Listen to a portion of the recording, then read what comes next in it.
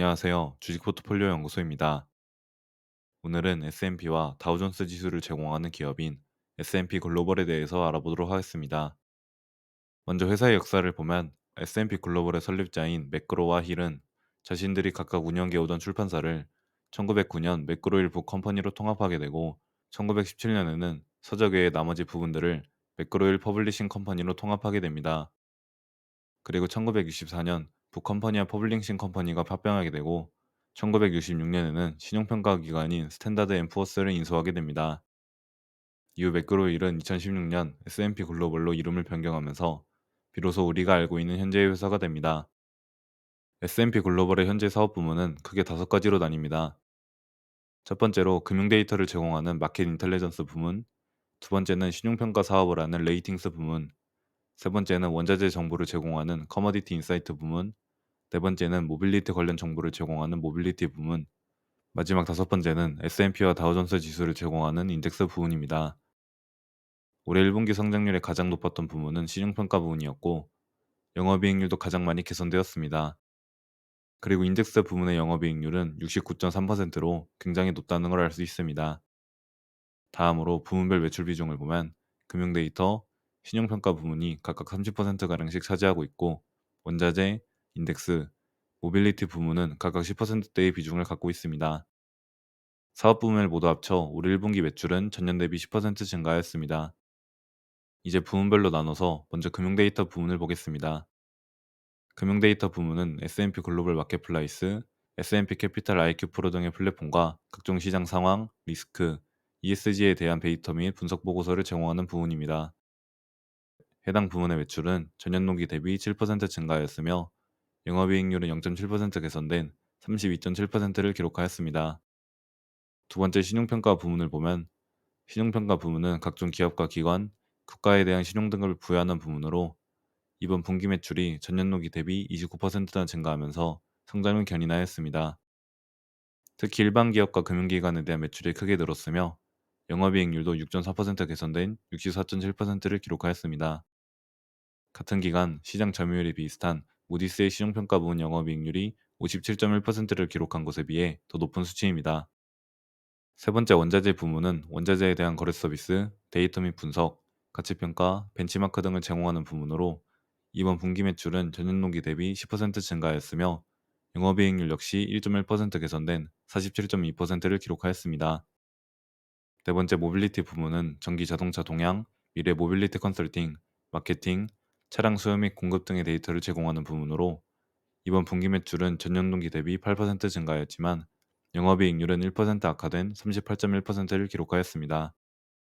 해당 부문은 자동차 대리점, 공급업체, 제조업체 등의 자동차 관련 데이터를 제공하는 부문이라고 이해하시면 되겠습니다.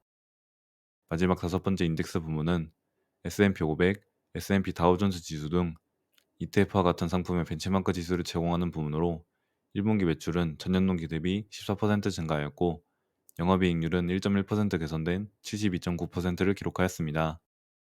대부분의 매출이 지수가 사용된 자산에서 수수료로 나오기 때문에 이익률이 굉장히 높다는 것을 알 수 있습니다. 그리고 금융데이터, 원자재, 모빌리티 부문의 경우 매출의 80% 이상이 구독 형식의 매출로 발생하기 때문에 더욱 안정적인 사업 구조를 가지고 있다고 볼 수 있습니다. 올해 전체 실적 가이던스는 매출은 전년 대비 6%에서 8% 성장, 영업이익률은 전년 대비 1%에서 1.5% 개선, 주당 순이익은 14달러 정도로 전년 대비 10% 이상 성장을 예상하고 있고 부문별로는 인덱스 부문의 영업이익률이 저번 발표 대비 상향되었고 인덱스 부문의 상향 조정 외에도 모든 부문의 영업이익률이 전년 대비 개선될 전망입니다.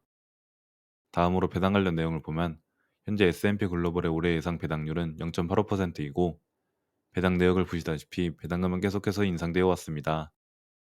올해 배당금은 전년 대비 1.11% 증가하였고 최근 5년 동안은 연평균 11.1% 증가하였습니다. 배당 기준일은 2월, 5월, 8월, 11월 말이고 배당 지급일은 3월, 6월, 9월, 12월 중순입니다. 올해로 배당금을 50년 인상해온 배당킹 종목이지만 올해 배당 성장률이 굉장히 낮아졌다는 점이 아쉬운 부분입니다. 그리고 현재 S&P 글로벌의 올해 예상 PER은 30배로 최근 5년 PER 차트상에서 중간 정도에 위치해 있습니다. 확실히 S&P 글로벌 역시 무디스와 마찬가지로 이익률이 높고 오랜 기간 입증되어 온 기업이다 보니 시장에서의 평가가 꽤나 높은 편인 것 같습니다. 또한 자사주 매입을 꾸준히 진행하여 주익수는 감소해 오다가 22년도 부근에서 갑자기 주익수가 크게 증가하는 것을 알 수 있는데, 이는 22년도에 IHS 마켓이라는 금융 데이터 회사를 일정 비율에 따른 주식 전환으로 합병한 영향인 것으로 파악돼 큰 문제는 없습니다.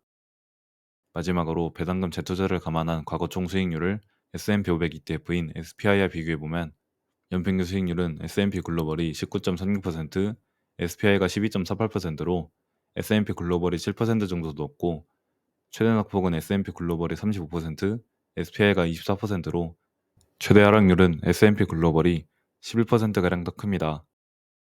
연간 수익률을 보더라도 S&P 글로벌이 추가 수익을 내는 폭이 굉장히 컸었지만 하락폭도 조금 더 컸고 올해 수익률은 저조한 편입니다. 이렇게 오늘은 S&P와 다우존스를 제공하는 S&P 글로벌에 대해서 알아보았습니다. S&P 글로벌은 무디스, 피치와 함께 3대 신용평가사로 불리지만 최근 금융 데이터 부문의 비중도 꽤나 커져 안정성이 더욱 올라간 종목인 것 같습니다. 특히 영업이익률도 굉장히 높은 만큼 확실한 경쟁력을 갖춘 기업으로 판단되며 든든한 배당 성장주로 충분히 주목해 볼 만한 것 같습니다. 그럼 이상으로 도움이 되셨길 바라며 영상을 마치겠습니다. 감사합니다.